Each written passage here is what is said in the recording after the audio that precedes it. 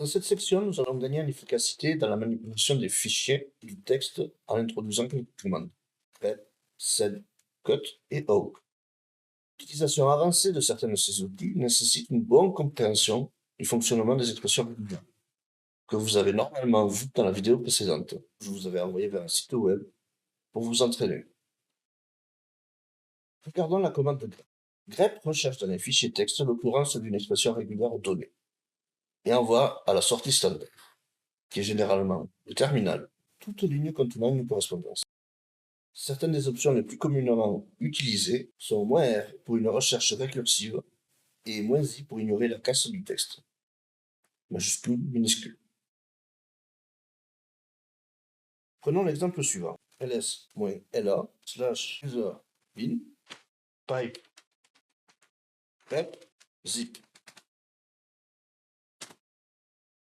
Nous avons listé tous les fichiers du répertoire userbin à l'aide de ls et avons passé la sortie dans la commande grep, qui recherche toute ligne contenant la chaîne zip. Comprendre l'outil grep et savoir quand l'utiliser peut s'avérer incroyablement utile. N'hésitez pas à aller voir la documentation de grep pour en apprendre plus. Voyons ensuite sed. Sed est un puissant éditeur de flux. Il est également très complexe. Aussi, nous ne ferons que effleurer la surface. À un niveau très élevé, sed effectue l'édition de texte sur un flux de texte, soit un ensemble de fichiers spécifiques ou la sortie standard. Voyons cette commande.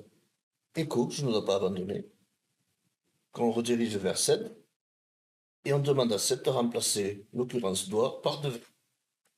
Je valide la commande, et on voit que doit a été remplacé par devrait. Nous avons créé un flux de texte à l'aide de la commande echo, puis nous l'avons envoyé à sed afin de remplacer le mot doit par devrait. Notez que par défaut, la sortie est automatiquement la sortie standard. Regardons la commande cut. La commande cut est simple, mais s'avère souvent très utile. Elle est utilisée pour extraire une section de texte d'une ligne et la sortir sur la sortie standard. Certaines des options les plus couramment utilisées incluent -0. Regarde cette commande. Je crée un flux de texte avec la commande echo que je vais travailler avec la commande cut en utilisant l'option -f2 et -d, virgule. Voyons ce que cela va nous renvoyer.